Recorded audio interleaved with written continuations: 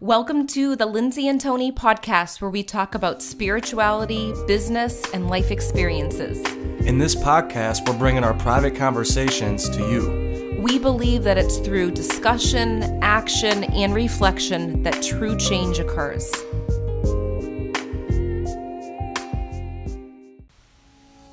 Hello and welcome to episode 3.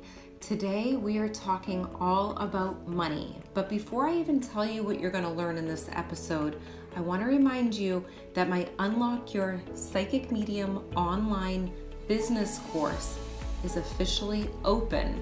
So go to lindsaymarino.com, and this course is all about really having that time freedom and being of service to others while you get really organized with your money, your abundance flow, and really helping heal the world while you get compensated for the energy that you're putting out. I'd love to have you there. So again, go to lindsaymarino.com and check out my business course. So now let's get into the episode and what you're going to learn today. So Tony and I talked all about the common belief systems about money. We talked about why you should feel worthy of receiving money. I even gave you some advice to you new entrepreneurs about your money. And we touched on the signs of abundance that's really right in front of your face every single day. We also talked about the 2 types of money, and you'll want to know what they are. And we covered why money will never solve your problems. It will only magnify who you are. Also, being in service to others will attract more abundance. And lastly, we talked about action steps to create an abundant mindset. We hope you enjoyed the show. Okay, welcome back, guys. We are talking about a topic that is so huge that everyone wants to talk about, argue about, or Get divorced over. Yeah, there's so many different things. And the topic is money. And I don't even know where to start because there's so much to talk about when it comes to money.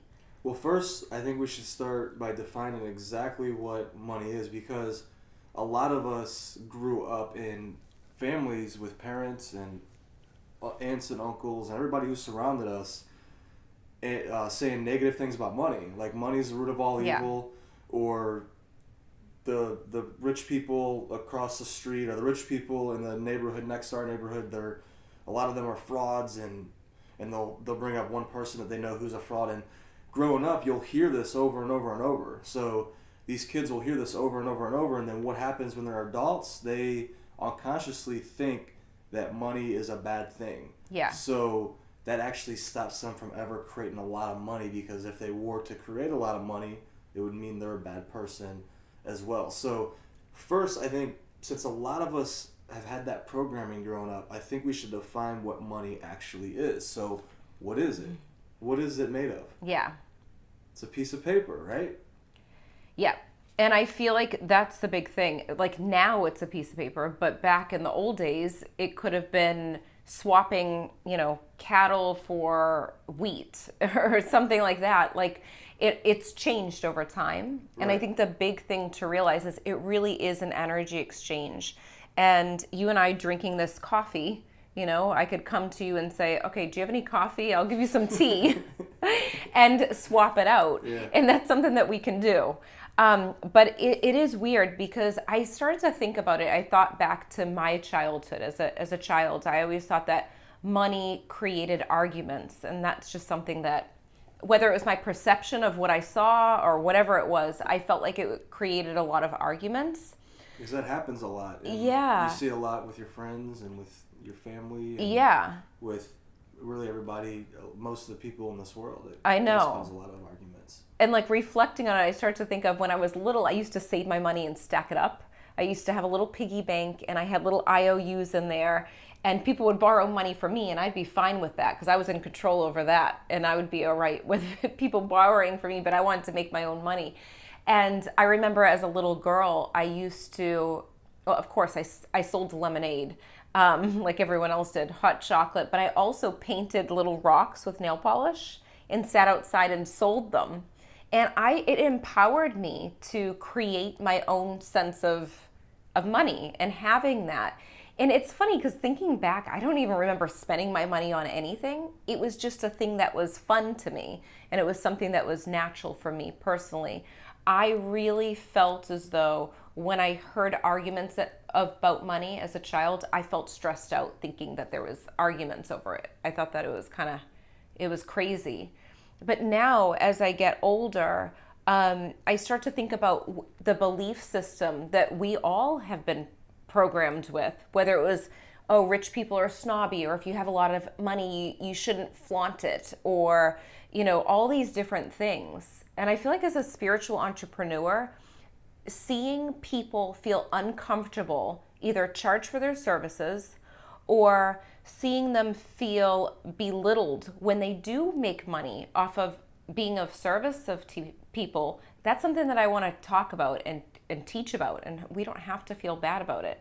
Right, because it's totally okay to receive money, because like you said, back maybe several hundred years ago, I'm not exactly sure when, but when we used to trade like an orange, like, hey, I have 2 bananas and I'll trade you that for an orange. Yeah. That was money then. So now money is, like I said earlier, a piece of paper. So now this is just an energy exchange saying, hey, okay, Lindsay, you provided value to me. You gave me a reading, or I bought a deck of your cards, or I went to your retreat, or whatever it is. You gave me value. You gave me service. So I'm going to give you some paper in exchange of that. And that's all it is. It's not anything negative. It's not anything positive. It's actually whatever's going on which makes it negative or positive. Right. So a service with you, Lindsay, would be something positive, obviously, because that's the kind of business that you do. Going back to whether it's negative or positive with the money, it's just a piece of paper, right? So it's the humans that make it so. But you know what? I do want to bring up something, because this wasn't always this way for me. I remember when I was teaching 3rd grade, and I've spoke about this before, I didn't really pay attention to my bank account because I really love doing it. Like, I love teaching. I was just like, this is great. But the last 2 years, I felt like a shift in energy where I'm like, oh, I got to go full time with mediumship. But my thing is the person that I had worked with as a medium, I remember he kept on saying, whatever you do, don't charge. And in my mind, I felt so much guilt for using this ability and getting payments. And it was weird. And I was like, well, I have to do something. First of all, I can't help as many people. If I leave teaching, I would never be able to survive off of not getting paid. But it was this one person that helped me see this. And we had a conversation, and her name's Patty. And I met her through Sedona Talk Radio right before I did the radio show. And we had a conversation, and she said, you're denying yourself that payment for your service. And we started getting a conversation about how musicians, they have concerts. They absolutely love using their ability, this gift that they have to heal people and play music. They love it, but they still get paid for it. They get paid for their time and energy. And it was a huge aha moment for me. And I'm like, what the heck am I doing? Like, I know about the law of attraction. I know about energy, but my belief, because of the patterns in my life, and me, I'm going to own it, not just because someone told me to do it. I actually believed that maybe I wasn't worthy of receiving payment for doing a service. And now thinking back on it, that's why I created the Psychic Medium business course, because I feel like it's so powerful to teach people that we actually have that energy exchange when we give service. And when we're in service and really focus on service, that's when the energy exchange of, paper money comes to us, or it comes in different forms. We may get referrals from people. We may get some sort of energy shift will happen once we do service. Right, and that's what it all comes down to, is what service are you providing? Yeah. And I think that's how to make this stuff right here. How to make money right here is obviously to provide service. Yeah. And one of my mentors, actually, he's my mentor through videos. Yeah. You've heard him a lot, Jim Rohn. Yes. He said you get paid for bringing value to the marketplace. So you get paid for bringing service to the marketplace. So the better service you bring, obviously the more money you can make. So going back to what you were talking about with that is, how do you make more money? Well, you provide better service. You get better with the skills that you're doing. So if you're a personal trainer, you constantly study personal training and nutrition books and workout books and different stuff like that. If you're a medium, you're constantly keeping up with medium information and going to workshops like you do, and really developing your skills. And then at the same time, I think even bigger is understanding what your beliefs are about money. Yes. Because you could do all of the skills and say you are a personal trainer, and you could know exactly what to do to help somebody get in shape and lose weight. But if you don't have the belief about money in a positive way, about looking at money in a positive light, then you're actually going to stop yourself from excelling in your business, or excelling in anything. So I think the number one thing is to really build your belief and understand what your beliefs are unconsciously and consciously about money and the topic of money. And if you find yourself judging other people, that's the perfect way to reflect on it and figure out what your beliefs are. Is think about the people that you're judging when it comes to money, And if they're making too much money, does that make you feel uncomfortable? How does that make you feel? And I think that when we get clear on that, that's when things open up, really. But a big thing that I want to bring up too is, some people say, well, oh my gosh, what if I don't get a client? Or what if I don't have money flow? What if that doesn't happen? And there's this fear that comes up. There's this belief that what if it's not there? And as an entrepreneur, I think it's really important to build up that belief, because if you don't have it, then you could easily go down if you don't have the belief. And I recommend even having like a chunk of money in a savings account, just sit there. Like when I stopped teaching, I had a chunk of money sitting in a savings account. I didn't touch it, but just knowing it was there energetically, it felt so good. So it wasn't like I was trying to get paid. Of course, I was getting paid for my services, but I wasn't searching for the sale. You know what I mean? It wasn't like that. It was like I was doing what I love, and I had this sitting in the account. But the big thing that I do is I use intuitive nudges, and I know you always know that I do this, Tony, when we're in the car. And a lot of my students know. But if I see the Dunbar truck, like in the U.S., if you're listening in the U.S., I know there's Dunbar trucks here. I'm not sure what it is in the U.K. and Canada and Australia. But the Dunbar trucks are filled with money, and they, replenish the money in the banks and different things like that. So if I'm nudged to see a Dunbar truck, it's a reminder for me to know that I am on the frequency of abundance.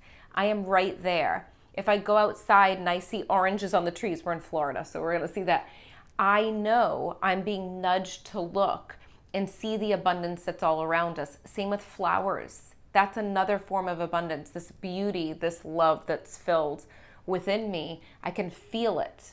And we walk around in a daze sometimes, but when we're nudged to look at these things and we have these symbols set up for ourselves, it's reminding us that all we need to do is tap into it. We're all, we're experiencing abundance every day, but what are we willing to see through our lens? What is our perception? And I think building up those points of awareness is going to drill it in your mind that it really is all around you. And one last thing, I know you want to speak probably. Okay, when we go to someone's house, we show up at someone's house and they're like, do you want a water? Would you like anything to drink? We show up, they hand us the bottle of water. We don't pay them for it. They're giving it to us. And right there, I'm like, I'm so grateful of this form of abundance, this energy exchange. So being aware of the little things, if you're feeling at a low point, really paying attention to these things is so huge. And it really has changed my life. Right. I love that. And that's gratitude right there. Yeah. And as a lot of the listeners know, gratitude is actually the healthiest emotion, the healthiest thoughts that you could focus on is what are you grateful for now? And when it comes to abundance, because we're talking about money here, and why do we use money? Well, we use money to have experiences, to buy food, to do all of these things. So money's really a tool for abundance, right? Yeah. To attract abundance in one way.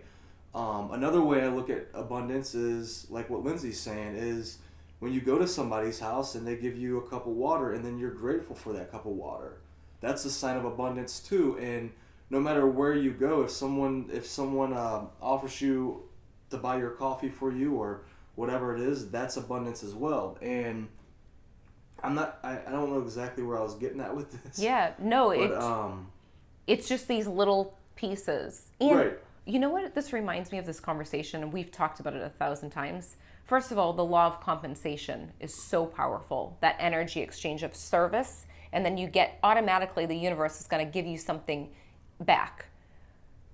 It's important not to do things for service to get something back. Like, do it if you want to, because then you become resentful. But remember when every year we do Camp Circle of Love. It's a camp with kids that are grieving, and we absolutely love it. It's once a year. It's a weekend of camp. We shut off from technology, and what do we feel whenever we come back from that camp? You feel good. You feel amazing. You feel fulfilled. And we always feel like energy is moved after we come back from that camp. It's like a flood of ideas or a flood of the right people line up right after we do that and we are in service. Don't you feel like that? Every single time. And we always reflect on it. And the reason why that is because the way I look at it is there's two types of money. So there's the inner money and then there's the outer money. And when you do things that, like volunteering at the camp, Yeah. and it's not just volunteering at a camp, it's, me and Lindsay love to teach. We love to teach, right, Lindsay? Yeah.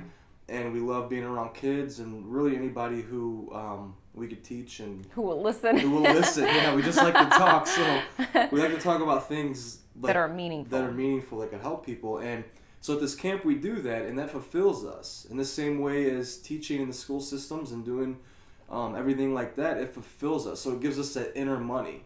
So that's inner money. So we leave that camp with the inner money, and then what happens when you get in alignment with the inner money? The outer money starts to manifest. Exactly. So that's how everything works.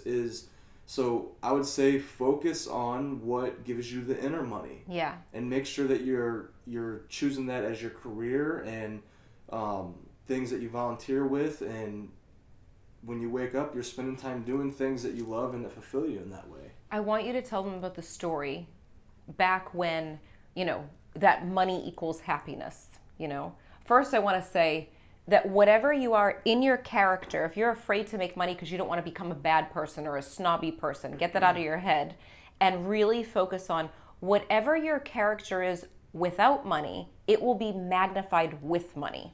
So if you're given money, I hear so many people say, well, once I win the lottery, I'm going to do this, this, this. You don't need to wait for the lottery. You don't need to wait for the tax money that comes in, because that's another thing. Oh, I'm going to go on vacation when I get tax money. Or once I get my retirement money and my Social Security, I'm going to go and do this, this, and that. Don't wait for that. But anything that you're feeling right now with your money, with your character, it will magnify out when you have money.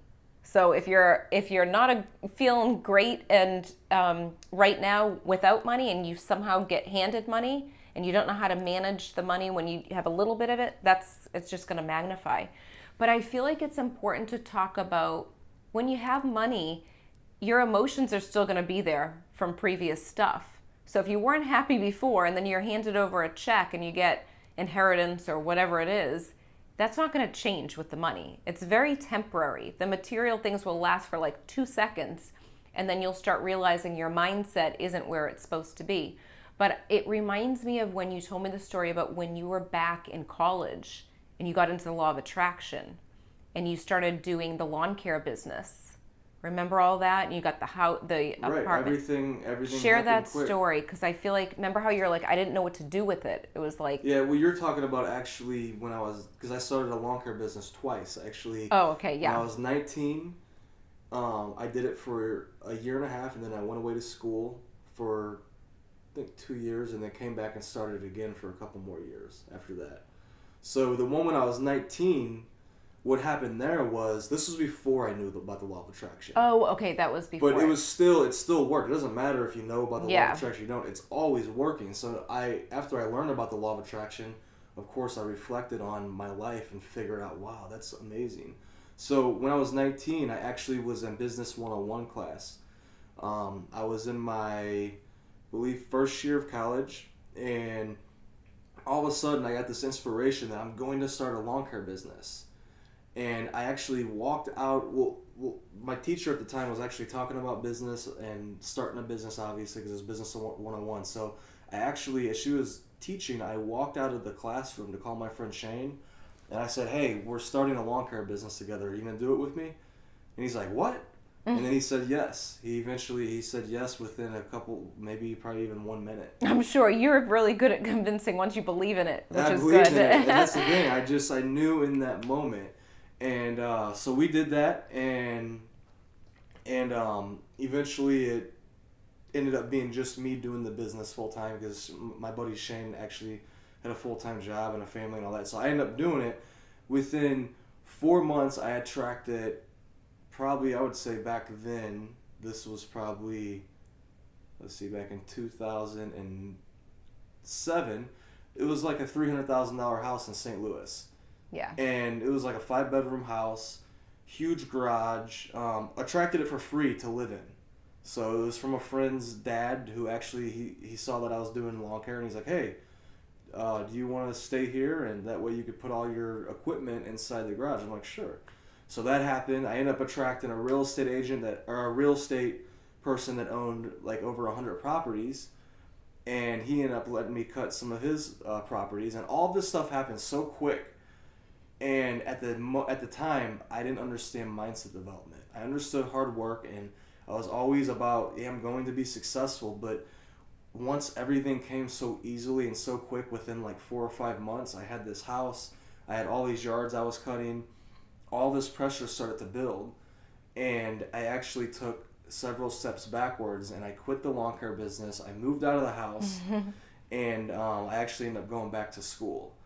But anyways, looking back, it all happened so quick because I made a firm decision, and I acted on it. And even though it didn't pan out to where it was like this huge career, it doesn't matter.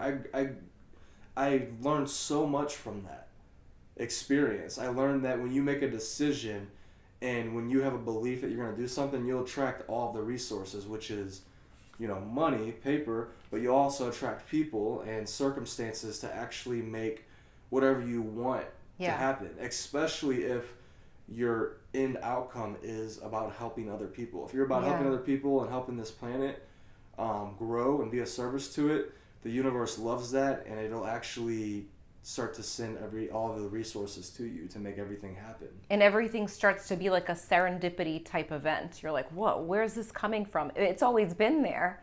It's tapping into that frequency. That's all. So I think the big thing to leave everyone with would be, I don't even know where to start, to set up some symbols, I think.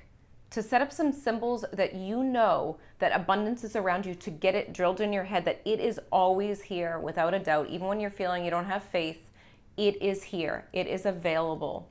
Get very clear in your beliefs about money. Get very clear about what you want to give service, like what you love to do.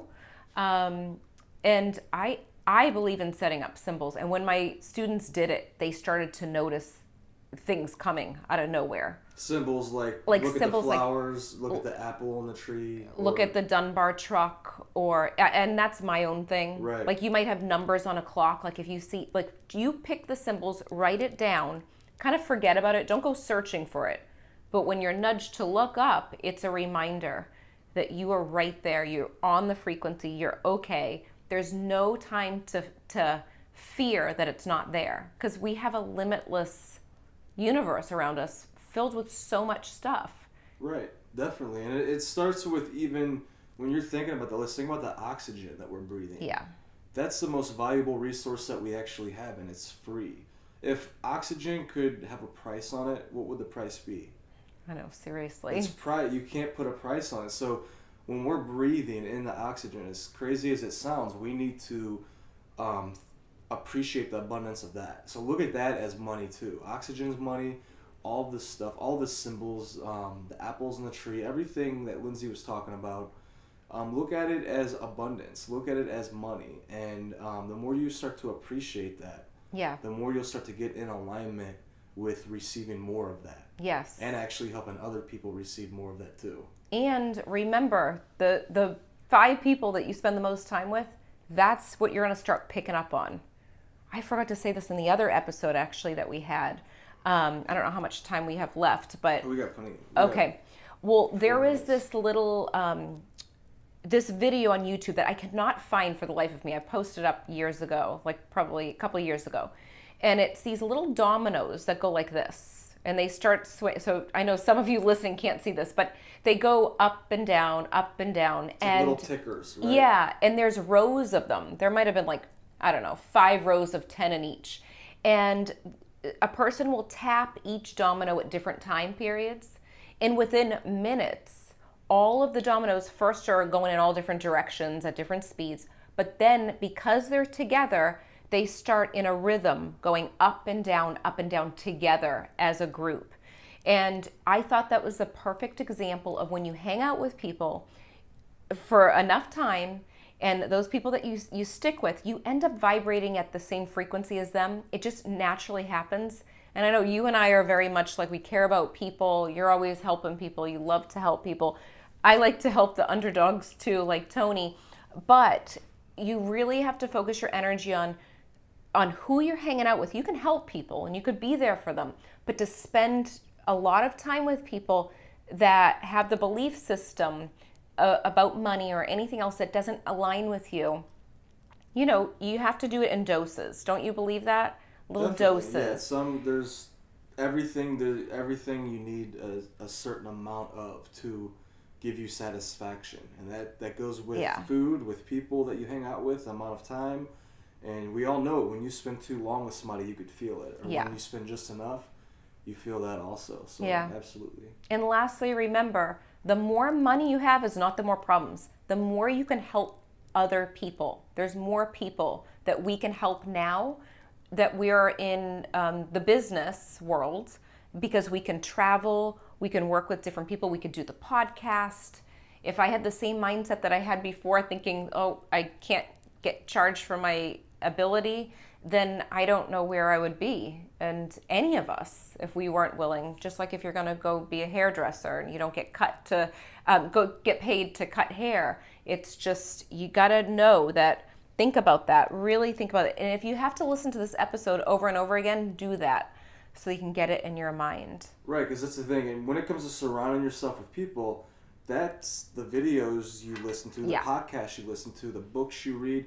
Those all could be your mentors too. Exactly. Most of my mentors I've never even met. And that's the beauty of the internet. So I definitely would take advantage of listening to videos and podcasts from people that make you feel like you're growing, and you could sense that within after you leave from listening to the podcast or video or the book that you read. You could feel the growth. Yeah. So thank you so much for being here. We're so happy, and we can't wait till next episode. Yeah, we'll see you on the next episode.